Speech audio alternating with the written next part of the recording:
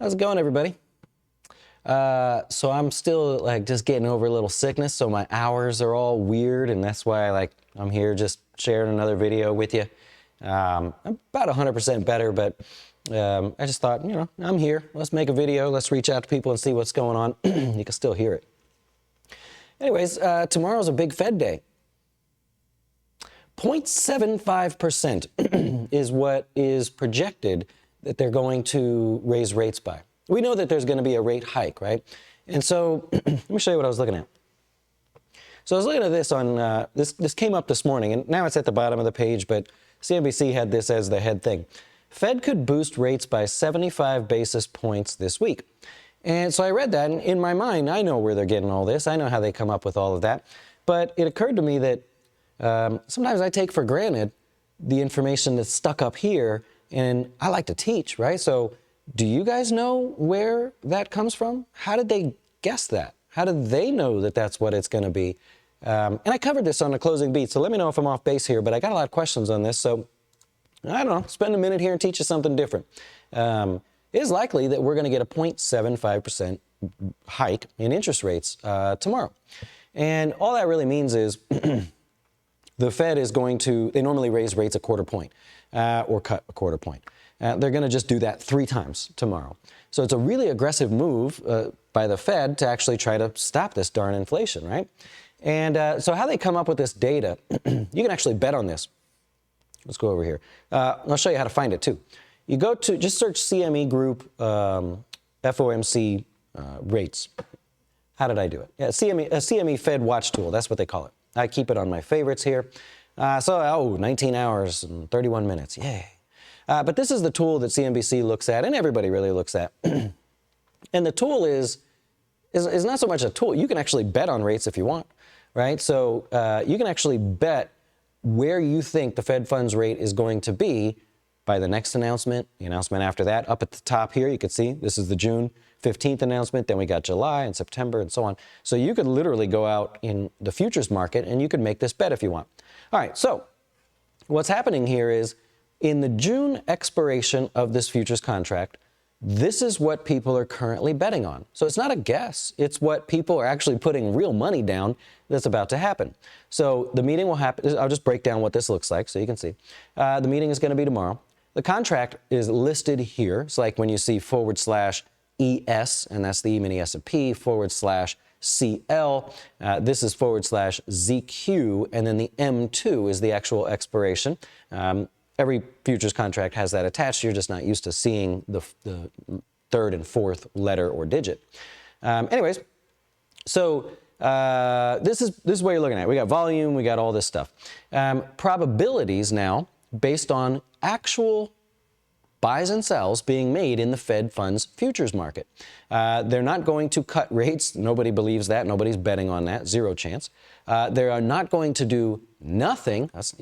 They are most likely not going to do nothing. Why? That's like a double thing. Anyways, so the chances are 100% that they're going to hike. Right? So just real quick, you could look up there and go, ooh, they're going to raise rates. Okay, everybody believes they're going to raise rates. The Fed knows this too. It's giving them the green light to raise rates. The next question is how much? So what we have at this one is we just have 2 scenarios. I'll point out right here that the current target rate for the Fed, they have a lower and an upper limit, is 0.75 by 1%. It's always projected in that range. So they say it's between 0.75 and 1.0, right? They just type it there as 75 and 100 because they're referring to basis points. 0.01% equals 1 basis point. 75 equals 75 basis points. In other words, 0.75. So I don't know why we do that still to this day, but we say 75 basis points to 100. All right, so then down here what you have is the target rate after tomorrow. So basically 2.9% of all market participants in the Fed Fund futures market at the moment are betting that after tomorrow, the rate will go from 75 to 100 to 125 by 50. Now you got to do the math there, and you got to say the difference between 75 and 125 is 50 basis points. The difference between 100 and 150 is 50 basis points. So that would say there's a 2.9% chance that they raise rates by a 0.5% or 50 basis points. But then you look at this monster over here, now there's a 97% chance, 97.1% chance that they raise rates by 75 basis points, which is the difference between 75 and 150 and 175. See? So there is no other scenario for tomorrow. That's the good news. The bad news is this wasn't like this just the other day. Not even close. And you could see this down at the bottom. So of every scenario that there is under a given time period, in this case, June 15th, they say, what is it currently? 2.9, right? 97.1. And I say, what was it yesterday? Look at this yesterday. Yesterday, it was a 65% chance that there was a 0.5 point rate hike. There was a 34% chance of a 75 basis point rate hike. 1 week ago, 75 basis points wasn't even on the radar. This was flipped. This was the other way around. What happened so quickly that all of a sudden our minds go, up 75 basis points, yeah, let's just go ahead and raise rates. That'll be great. It's not if they're high enough already. Just go ahead. Right? So you can see the actual breakdown of what it was over different time periods. So you can see the rate of change. And then just to go to July, for example, see how there's 3, right? Because there's more scenarios. It's a longer period of time. The further out in time you go, the wider the net goes, basically. So now you can see of what happens in July, there are 3 different scenarios. Most people are betting on option 2. So what happened? I covered this in the closing beat the other day, or today, actually. There was a Wall Street Journal article. Good old Wall Street Journal. One guy managed to move that entire market. Do you know that? He's been around for a long time at the Wall Street Journal, and he reports on the Fed. So I'm going to pull up exactly what was in the article because this was rather sneaky on his part. You tell me if this was sneaky or not. So he writes this article making his argument for a 75 basis point hike. He says this thing's going to happen. In the article, there is a line that he wrote, almost secret language here. He writes this, last week's inflation report from the Labor Department showed a bigger jump in prices in May than officials had anticipated. Who are officials? That's the Fed. And why were they anticipating that? And if they were anticipating, or if they were seeing a larger CPI number than they had anticipated, how do you know about that, Mr. Wall Street Journal person, right? So it means that the Wall Street Journal reporter has had communication with the Fed.